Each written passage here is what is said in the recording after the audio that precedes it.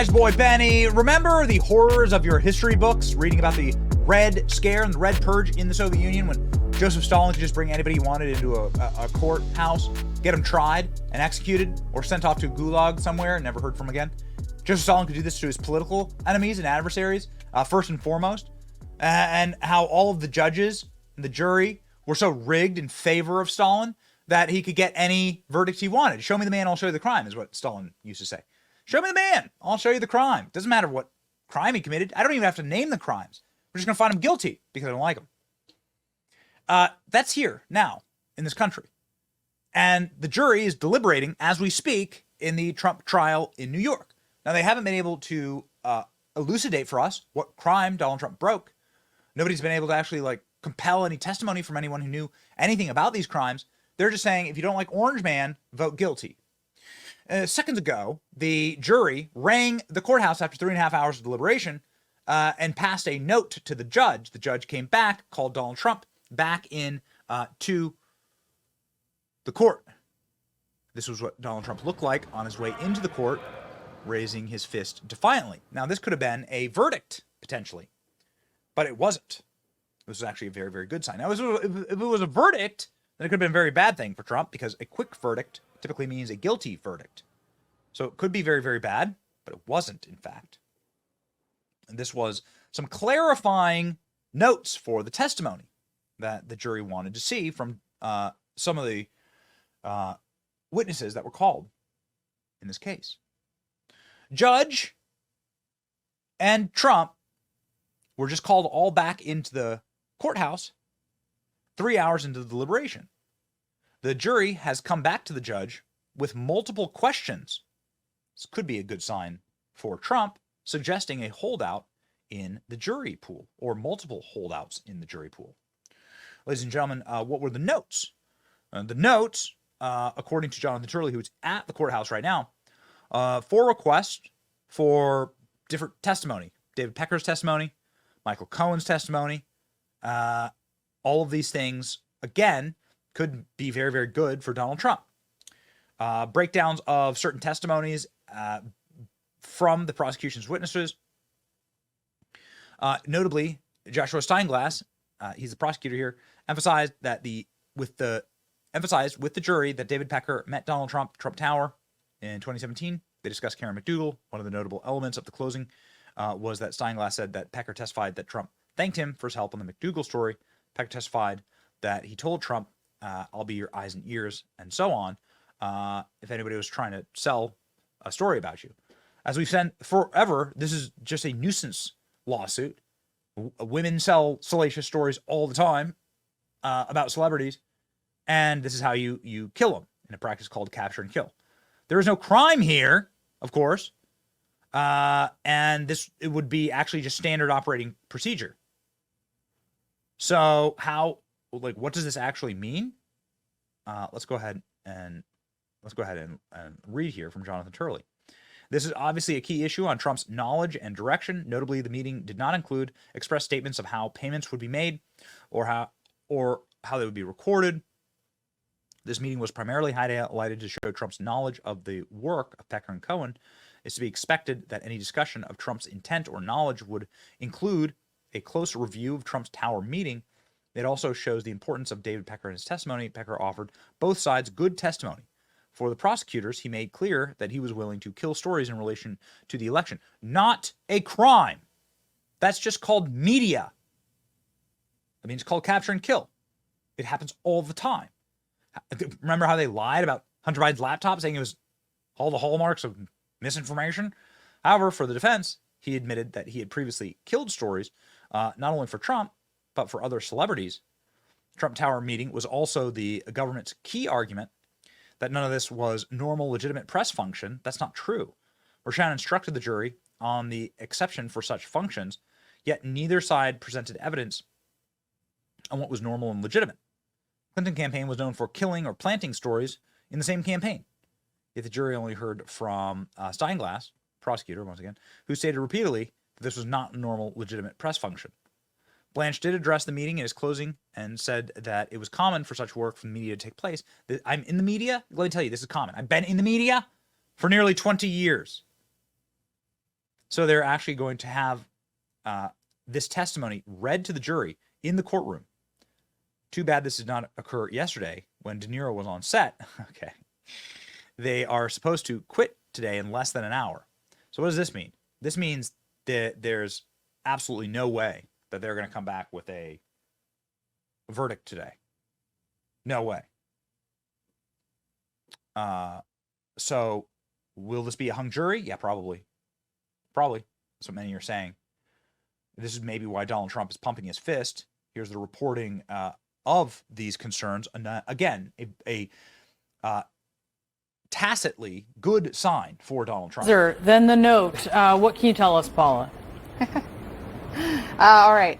So they received a note from the jury, and it contains 4 different requests. We're getting these live updates. They're coming in real time from our colleagues. One of the requests is, the jury requests David Pecker's testimony regarding the phone conversation with Donald Trump while Pecker was there might be a little typo here, was in a meeting. So this is something that we've signaled they might ask for, is specific portions of testimony from key witnesses, because they do have a laptop that contains a lot of the documents at the heart of this case, but they don't have transcripts from witness testimony. And obviously this case in many ways is heavily reliant on the testimony of witnesses. So we fully expected that they would come back and ask for additional portions of testimony. Here they're asking for a specific portion of testimony from David Pecker. Now, another one of the requests was Pecker's testimony regarding the Trump Tower meeting. Now, there is another request for Cohen's testimony regarding the Trump Tower meeting. So those are 3 of the 4 requests. We're getting these live updates. This is interesting, though, that 2 of these requests relate to the Trump Tower meeting. This is the 2015 Trump Tower meeting that prosecutors argue began this alleged conspiracy to try to suppress negative stories to help Trump win in 2016. This is common Wait a second. What are you talking about? I feel like I'm taking crazy pills here. Every campaign in the history of the world, every leader in the history of Earth, tell it to Earth, has tried to stop bad stories about them from coming out, or stop people from learning bad things about them, if they can. How is that a crime? It's not a crime. In fact, you have a free press here, which means that you are allowed to print or not print. You can try and kill and capture stories. A good portion of the founding fathers actually had their own publications, printing presses. They were able to push and manipulate stories in the media in colonial days in America, all the way through to Abraham Lincoln, the Civil War, and jailing reporters. What are you talking about? What universe are we living in here? Fox News with a slightly more clear-eyed take on this. This is insane, says Andy McCarthy. The Pecker aspect of this that I think underscores some of the unfairness that the Trump defense has tried to highlight for us. And that is, they ask about the McDougal NDA and how that broke down. Remember, Trump and Cohen, or at least Cohen says with Trump, they were going to pay that. And then Pecker at the last second said, we're not going to take reimbursement from that. And what he testified was he talked to their general counsel, right, and he suggested that there might be something criminal about that, and therefore they decided not to pay. So Trump is arguing that on the one hand, he wanted to make an advice of counsel defense, and the judge said, no, I'm not going to let that happen.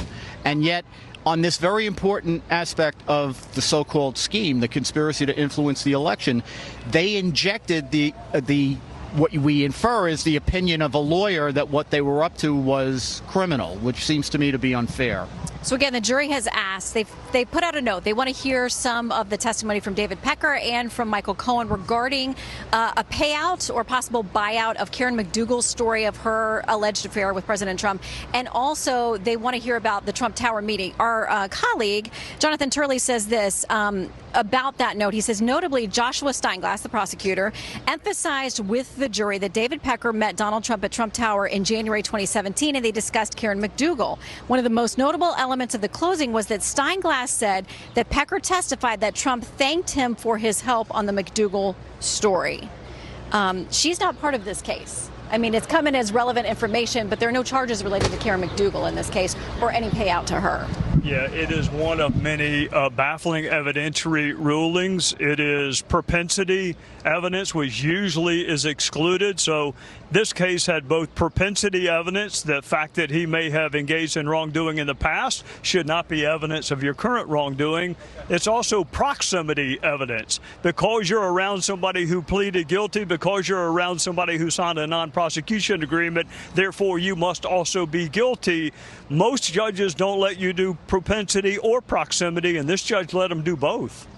If Bragg were here, I think what he would say is it's absolutely in the indictment. And what he would say is that what we've charged him with is falsification of business records with intent to defraud. And under the statute, the intent has to include the commission or concealment of another crime. He says the other crime is this conspiracy to influence the election. Now, any sensible person looking at the four corners of the indictment would not see the word conspiracy in there, but that's what Bragg would say. He'd say it's absolutely in there, and unfortunately, Merchon agrees that it's in there, even though no one... So, rigged against President Trump. Do you live in a free country? A republic, if you can keep it, right? Says Benjamin Franklin. Somebody who also owned a printing press, right? Wrote Poor Richard's Almanac, wrote a pretty popular manuscript, regularly published newsletter. We should arrest Ben Franklin. He's trying to influence an election. He wrote stuff in the press or didn't write it. It's all so stupid. It's all so rigged. It's enough to make your stomach turn. But right now, as we speak, the jury is hearing all of the testimony read back to them live in the court.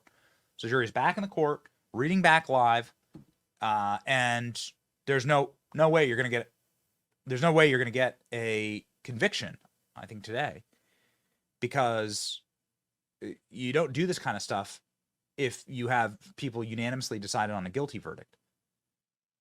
It doesn't happen. You don't hear the testimony read back. It's a good sign. It's a tacitly good sign for Donald Trump. That there's holdouts. There are holdouts saying, I'm not going to convict an innocent man, and you shouldn't, because that'll weigh on your soul. And your soul's really all you have in this life. And so, here you go, ladies and gentlemen. We'll see what happens. We'll see what happens next. But good signs for Trump. Let's see. It's your boy Benny. Like, share, and subscribe.